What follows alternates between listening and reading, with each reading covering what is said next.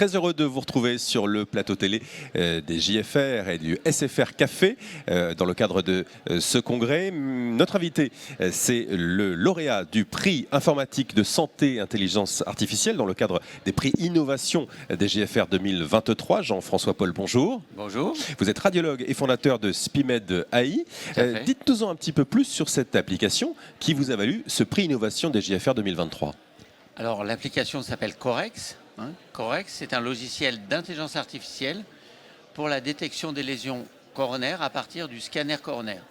Alors, pour rappel, la maladie coronaire, c'est l'infarctus, l'insuffisance cardiaque, et c'est la première cause de mortalité et de loin dans le monde.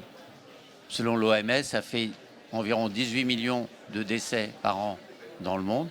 Et en France, ça représente aussi 50 000 morts subites. C'est ça qui est très important à avoir en tête. C'est que le premier signe de la maladie coronaire, c'est malheureusement parfois la mort subite. C'est l'infarctus typiquement dans la rue, tel qu'on a pu le voir représenté dans de nombreux films, mais qui touche en fait beaucoup de monde. Typiquement un homme après 50 ans, mais ça peut pas atteindre aussi les femmes et parfois malheureusement des sujets plus jeunes au cours de l'exercice physique. C'est rare, mais ça arrive et c'est dramatique. Donc voilà, ça c'est le contexte de santé publique qui est extrêmement important, donc c'est un enjeu majeur. Et donc le scanner coronaire est en train de se développer, on a vu au JFR, il y avait énormément de gens qui s'intéressent au scanner coronaire, qui est une technique qui devient mature. Maintenant, il faut savoir interpréter les images, ça demande de l'expérience. Pour une bonne expertise, on considère, c'était publié, qu'il faut environ 8 ans pour y arriver. Donc avec l'intelligence artificielle, on va accélérer ce processus. Transférer de l'expertise pour des radiologues débutants. Et au-delà de la lecture des images, on va aussi prédire, et ça c'est peut-être la grande nouveauté de Corex, et c'est de pouvoir savoir, une fois qu'on a fait le diagnostic, si derrière il va falloir traiter médicalement, avec des médicaments, de l'aspirine, des statines, ou au contraire il va falloir mettre un stent, ou carrément ouvrir le thorax pour faire un pontage. Donc cette décision, elle n'est pas facile à prendre. Et avec l'intelligence artificielle, on arrive, là on a des résultats qui viennent d'être publiés, qui montrent que c'est performant pour aider à cette décision. Donc c'est tout à fait important. Et ça va aussi, ça c'est le troisième point important, c'est la simplification du parcours de soins pour le patient.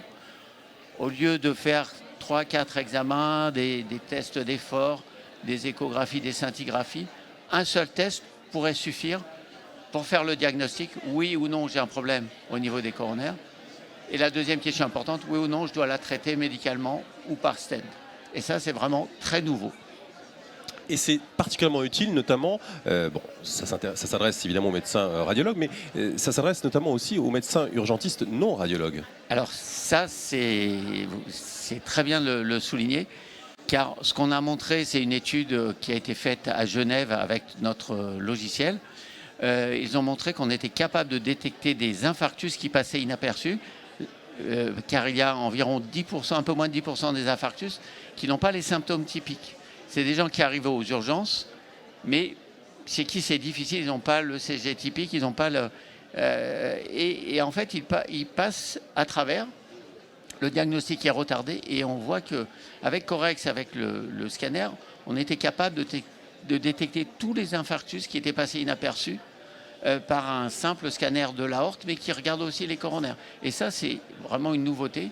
Ça veut dire que, pour faire simple, on va pouvoir traiter en urgence des infarctus et donc sauver des vies, tout simplement.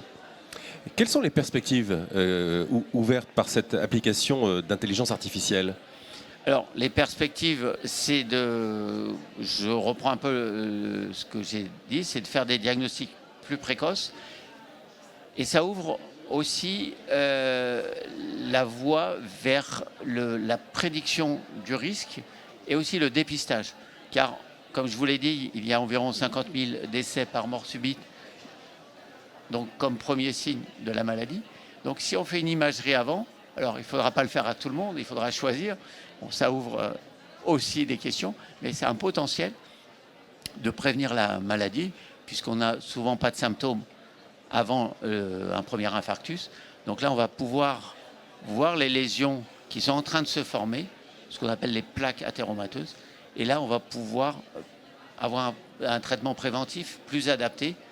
Et on va aller au-delà du simple taux de cholestérol ou des facteurs de risque qui sont finalement qui donnent une notion de risque statistique. Mais là, on va vers une médecine de précision qui va dire oui, chez vous, ça vaut le coup, vous avez des lésions qui sont en train d'arriver, on va pouvoir vous traiter.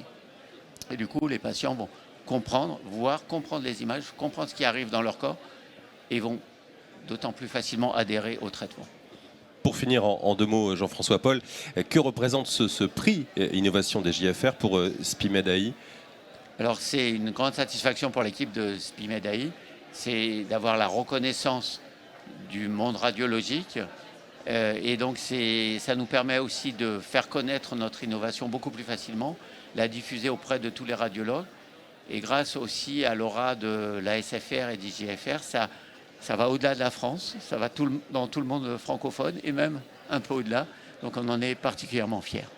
Eh bien, encore toutes nos félicitations à vous, les heureux lauréats de ce prix informatique de santé et intelligence artificielle décerné dans le cadre des prix innovation des GFR. Merci d'avoir répondu à nos questions. Merci, c'était un plaisir.